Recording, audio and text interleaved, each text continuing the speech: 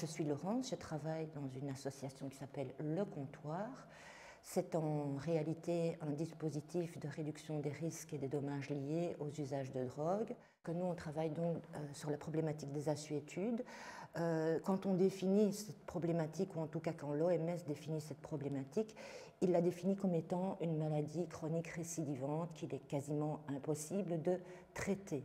Ça veut dire qu'on ne peut pas envisager d'objectif de guérison, mais qu'on peut envisager par exemple un objectif de maintien, d'éviter que la situation, la maladie ne s'aggrave, ne s'empire, d'accompagner les éventuelles rechutes. Et aussi alors l'idée d'accompagner les gens qui sont atteints de cette maladie de manière à ce qu'ils puissent réduire toute une série de risques sanitaires et sociaux consécutifs à la maladie. Donc nous, au comptoir, on s'inscrit dans cette dynamique-là qui est de proposer aux gens toute une série d'outils ou d'informations qui leur permettent de réduire les risques alors qu'ils consomment des drogues. Pour les gens qui viennent chez nous, ils consomment principalement de l'héroïne, de la cocaïne et aussi du crack maintenant, parfois en injection, parfois en inhalation. Les risques qu'ils prennent sur le système respiratoire pour tous ceux qui inhalent, pour ceux qui s'injectent, s'ils ne sont pas attentifs, ça peut générer toute une série d'infections, mais aussi si on partage le matériel de consommation, ça peut contribuer à propager des épidémies comme le sida ou l'hépatite. Il y a aussi des risques d'overdose, il y a aussi des connaissances qu'on doit avoir. Est-ce que consommer une drogue est compatible avec un traitement pour une autre maladie ? C'est peut-être déjà en soi une offre un peu originale et particulière. Ce qu'on propose au comptoir, encore aujourd'hui, quand on regarde partout autour de nous, dans les services qui accueillent ce public-là, on n'est toujours pas OK avec la question de la consommation. L'ensemble des services qui existent sont surtout là pour proposer à la personne soit de travailler sur l'abstinence, soit de travailler à un maintien de la maladie en passant par un traitement de substitution.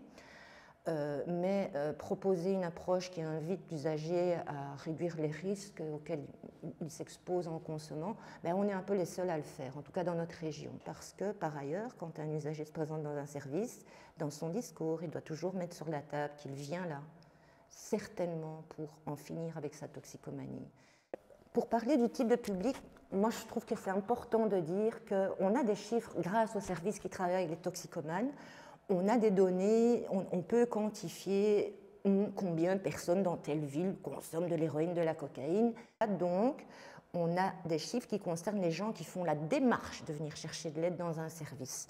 Ce qu'on remarque dans nos services, quand on regarde un peu le profil des personnes, c'est que ceux qui font appel au service sont souvent des personnes qui sont dans des situations sociales, économiques ou culturelles moins favorables, qui sont sujets à plus de vulnérabilité. Parce qu'il est par exemple très rare de voir arriver dans nos services des personnes qui sont dans des milieux sociaux plus aisés, où il y a des moyens, où on a encore un soutien, des ressources autour, on connaît des médecins, on sait aller à l'hôpital, on a de l'argent pour faire face aux dépenses que génèrent les soins. Et donc ceux qui sont dans cette catégorie, parce qu'il y en a des personnes qui sont toxicomanes mais qui sont dans un milieu plus favorisé, ceux-là n'atterrissent jamais dans nos services en général. Dans nos services, généralement, nous, on reçoit plutôt la population d'usagers de drogue qui est dans une situation sociale et économique moins favorable. Et c'est vrai que, par exemple, si on prend le public du comptoir, environ 500 personnes différentes par an, on nous dit qu'il y a la moitié, certainement 50%, qui est dans une situation vraiment de grande précarité. Donc, plus d'emploi, un revenu de remplacement, le RIS pour beaucoup, le chômage pour certains, parfois une pension, la mutuelle pour d'autres. Souvent, vu que l'argent n'est pas là, trouver un logement au jour d'aujourd'hui, on connaît les tarifs des loyers et donc pour eux c'est quasiment impossible. À la fois assumer sa toxicomanie qui a un coût et assumer le reste de la vie qui a un coût aussi. Quand on a des faibles revenus, j'ai envie de dire, il n'y a pas photo. Souvent, la majorité de l'argent va partir dans la drogue et donc pour le reste, il ne reste pas grand-chose. Donc on se débrouille, on vit à la rue, on va dans des squats, on installe sa tente sur un terri. Enfin voilà, c'est la débrouille. Et c'est un cercle dans lequel les personnes sont aspirées par la force des choses et on observe que c'est très difficile d'en sortir. Quand on n'est pas en bonne santé, en général, on n'est pas capable de travailler. Et avec parfois l'appui de la famille, mais les familles sont souvent épuisées parce que quand on a un malade dans la famille, même si on a un cancéreux dans la famille et qui reste à domicile et que la famille doit être là pour apporter les soins, c'est lourd pour la famille. Ben, quand on a un malade toxicomane dans une famille, c'est lourd comme ça aussi. Et ça dure des années. Et donc on comprend que les familles s'épuisent. Donc parfois les familles ne veulent plus apporter la ressource. Donc ils sont souvent isolés d'un point de vue familial aussi. Et donc finalement, pour encore avoir une vie sociale, ben, c'est souvent entre eux qu'ils se retrouvent. Et en ça, le comptoir est aussi un lieu qui leur permet de se retrouver ailleurs que dans la rue, de se poser, de partager des choses ensemble et de vivre un collectif, quoi.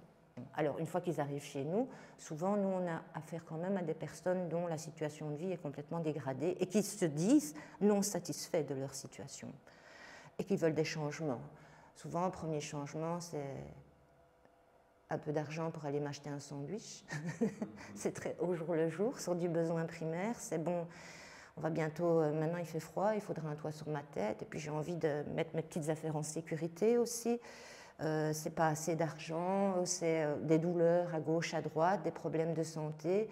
Et donc c'est souvent ça les premières choses qu'ils nous mettent sur la table. Et s'ils le souhaitent, ben, on est là pour les aider à avancer dans leurs difficultés, donc pour leur donner des informations, pour les aider à faire des contacts, pour les accompagner en certains endroits parfois, les soutenir, et puis quand ça ne va pas, ben, quand les choses n'avancent pas, ben, pour entendre les râleries, les difficultés, la démotivation. Donc dans ce cadre-là, c'est vrai qu'on utilise pas mal les services du réseau, que ce soit le CPS, les hébergements, la Croix-Rouge, les Restos du Cœur ou d'autres structures qui hébergent. Et donc on fait appel au réseau et de manière générale, le réseau est soucieux d'apporter des solutions et de contribuer à aider ces personnes. Donc je dois dire qu'à Charleroi, pour ça, on est quand même un peu vernis parce qu'on peut compter sur l'aide des autres services pour accompagner nos publics. À titre d'exemple, quelques usagers étaient particulièrement intéressés à l'idée de développer un jardin, puisqu'on a avec notre bâtiment, on a un petit jardin qu'on n'a pas du tout exploité, mais les usagers, eux, avaient l'envie d'eux. Puis ces usagers-là, ben, maintenant, on ne les voit plus. Il y a un autre groupe qui est arrivé. Eux nous ont dit, nous, on aimerait bien faire un peu de dessin, de pyrogravure, enfin quelque chose qui nous permet de nous poser sur une toile ou sur un papier et d'exprimer autrement que par la parole. Donc on a fait un atelier peinture, il a tenu 3-4 ans, puis plus d'intérêt, autre demande de la part d'autres usagers, faire des photos. Et ça c'était à la période où les travaux sur la ville de Charleroi-Ville-Basse en tout cas ont été entamés. Ils avaient très envie de faire des photos de certains bâtiments dont ils savaient qu'ils allaient disparaître. Et c'est des bâtiments dans lesquels, eux, ils avaient une histoire. Et c'est parti de là. On a fait des photos de la ville avec eux et on a même fait une exposition au musée de la photo. Moi, il y a un moment positif, mais je ne l'ai pas vécu qu'une fois, je l'ai vécu plusieurs fois quand même. Ce qui m'apporte beaucoup de joie et de satisfaction, c'est quand je peux observer qu'un usager, un patient, peut-être un peu plus âgé, quand je vois cet usager s'adresser à un plus jeune et lui dire avec beaucoup de bienveillance et beaucoup d'amour, fais attention à toi, arrête de pratiquer comme ça, tu t'abîmes la santé pour rien. Parce que nous avons eu ce message avec lui pendant tout un temps, nous lui avons communiqué cette solidarité, cette attention qu'on doit apporter à l'autre. Il a reçu cette éducation et c'est quelque chose qu'à son tour il transmet à un plus jeune. Et là je me dis, bah, ce n'était pas forcément quelque chose qu'on voulait atteindre, mais ça se passe et ça me remplit de joie parce que je me dis, on est soutenu dans notre travail, ils sont là, ils travaillent avec nous et on ne s'est donc pas trompé. Voilà, et ça m'arrive régulièrement. Mais c'est difficile d'être témoin au quotidien finalement de la difficulté qu'on peut avoir quand on est toxicomane d'être simplement considéré comme un être humain. Pour moi, c'est ça le plus difficile à supporter au quotidien. Et ça, c'est une difficulté qui est récurrente parce que ça fait passer 20 ans que je travaille avec ce public et ça fait passer 20 ans que cette étiquette, elle demeure. Le toxicomane, c'est pas quelqu'un de digne. Et c'est à un tel point que certains ont même développé sur eux-mêmes cette croyance. Je suis toxicomane, donc je suis une merde. Et c'est celle-là qui me fait encore le plus de mal, finalement. C'est la force de l'influence du collectif sur la pensée individuelle, que l'individu, à un moment donné, peut porter sur lui-même ce regard qui, au départ, vient de l'autre, mais il l'a acquis et il l'a fait sien. et on doit lutter, nous, contre ça. C'est un travail énorme. Et c'est difficile. C'est difficile de travailler sur les croyances des gens. Celle-là, elle me fait mal, pour eux. Une salle de shoot, il y a un côté péjoratif dans cette appellation. Non, on ne se fait pas un tir au but, quoi. On est en train de s'injecter un psychotrope. C'est un produit qui va te permettre d'apaiser quelque chose dans le cerveau qui va faire que tu te sens bien, mieux. Si pas bien, mieux. Donc, nous, on trouve que l'appellation n'est pas heureuse. Donc, nous, on parle de dispositifs de consommation encadrés. Parce que la pratique de la consommation, c'est finalement une pratique médicale. En tout cas, nous, on le considère comme ça. Ce n'est pas la pratique de je m'envoie en l'air. Salle de shoot, les journalistes l'ont utilisé parce qu'il y a un côté plus sensationnel. Mais nous, justement, ce côté sensationnel, pardon de l'expression, mais le secteur n'en a rien à foutre. Ça le dessert.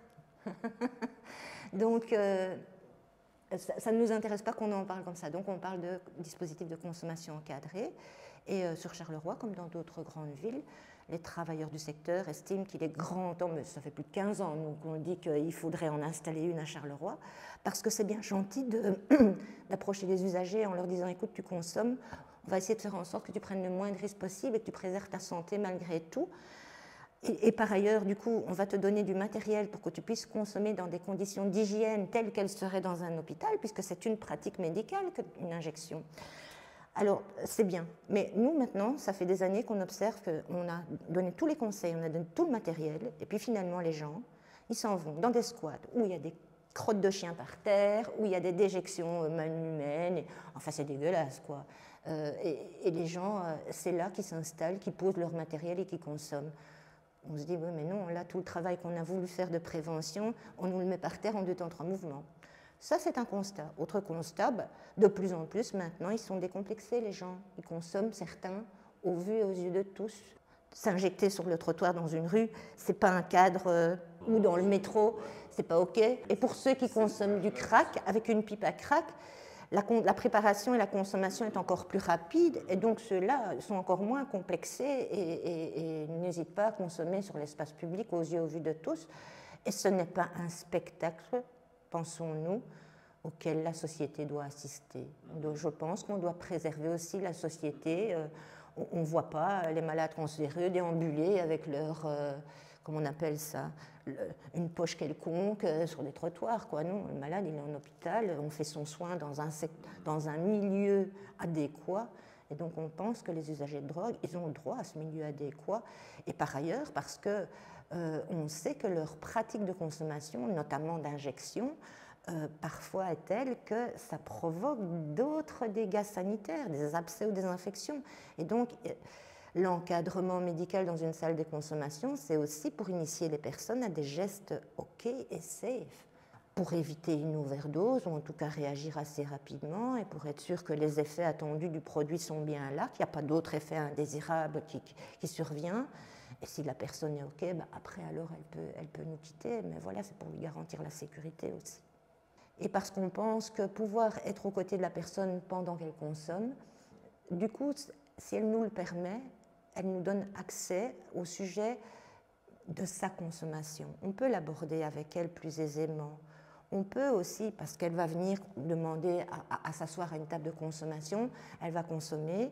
Une demi-heure après, elle peut se représenter et dire « je viens de nouveau consommer ».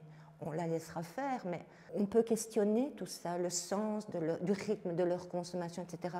Et donc on se dit en faisant ça, peut-être qu'on va pouvoir accompagner certains usagers à avoir un meilleur contrôle de leur consommation, à la réguler. Et ça, c'est un objectif aussi qui est là derrière. L'éducateur, l'air de rien, quand il arrive chez nous, le pauvre, je le plains parce qu'on l'attend sur beaucoup de fronts. On l'attend parce que c'est lui qui doit accueillir les usagers qui viennent chez nous. Et donc, ils doivent se sentir accueillis. Donc, ça suppose qu'on doit développer toute une série d'attitudes et de comportements, s'intéresser à ce que les gens nous racontent, à ce qu'ils vivent, à ce qui est compliqué pour eux, être très au courant de toutes les aides sur lesquelles les usagers peuvent s'appuyer. Quand un usager a besoin d'écoute et de soutien, il faut être capable d'accorder cette écoute et d'être un appui solide pour la personne, et être capable de formuler les questions qui vont permettre à la personne de réfléchir. Il faut aussi être capable d'accompagner les personnes dans leur démarche, de les aider à développer leur stratégie relationnelle, parce que c'est souvent là qu'elles ont des difficultés, elles s'y prennent mal dans leurs relations, donc les démarches échouent. Il doit aussi être capable de veiller à la sécurité, parce que c'est quand même un milieu où les personnes sont en tension, c'est difficile, et donc l'agressivité, la violence est souvent latente dans les relations entre les gens, parce qu'on a un accueil qui est collectif. Donc l'éducateur, il doit être là aussi pour gérer la dynamique du collectif, apaiser les tensions, gérer les conflits éventuellement, entendre les besoins, les envies et les aspirations. Et au départ de ça, proposer des activités aux bénéficiaires, développer des projets qui l'interpellent sur le fonctionnement institutionnel. On met des règles en place, elles peuvent tenir, elles ont du sens parfois pendant un an, mais parfois, au bout d'un an, ça n'a plus de sens. Il faut venir re-questionner. Est-ce que c'est encore cette règle-là? Est-ce qu'il ne faut pas la nuancer? Donc je les attends aussi pour qu'ils apportent leur analyse de notre fonctionnement. L'éducateur, il doit aussi être celui qui parfois aide l'usager à reprendre des contacts avec ses enfants, avec sa famille, où les choses sont souvent dans un état pas possible au niveau relationnel. Et donc, dans sa fonction de reliance, il est également attendu. Donc, ouais, je trouve qu'on leur en demande beaucoup chez nous, mais après tout, si on a choisi d'engager surtout des éducateurs dans l'équipe de terrain, c'est parce qu'on sait qu'on peut attendre tout ça d'eux, et on en a besoin. Je dirais, c'est vrai qu'en tant qu'éducateur, on peut finalement se projeter dans une carrière professionnelle avec plein de publics et plein de problématiques différentes. Et donc, je pense que des éducateurs, du coup, peuvent se dire au début d'une carrière, moi, avec des toxicomanes, je ne travaillerai jamais, et pour plein de raisons que je ne juge même pas. Mais qu'ils ne se trompent pas. Même s'ils travaillent, par exemple, dans le secteur du handicap, il n'est pas dit qu'un jour il ne sera pas confronté à la question de la drogue. Que ce soit le frère de son bénéficiaire ou la maman de son bénéficiaire, il sera peut-être confronté à cette maladie. Et ça va l'aider, l'éducateur, de s'être un peu informé, d'avoir compris ce problème pour mieux soutenir son bénéficiaire qui, lui, est confronté indirectement. Et donc, je dirais aux éducateurs, même si a priori cette problématique ne vous intéresse pas, voire vous répugne, informez-vous quand même, restez informés et ne vous fermez pas complètement à cette problématique parce que vous risquez de la rencontrer là où vous ne vous y attendez pas.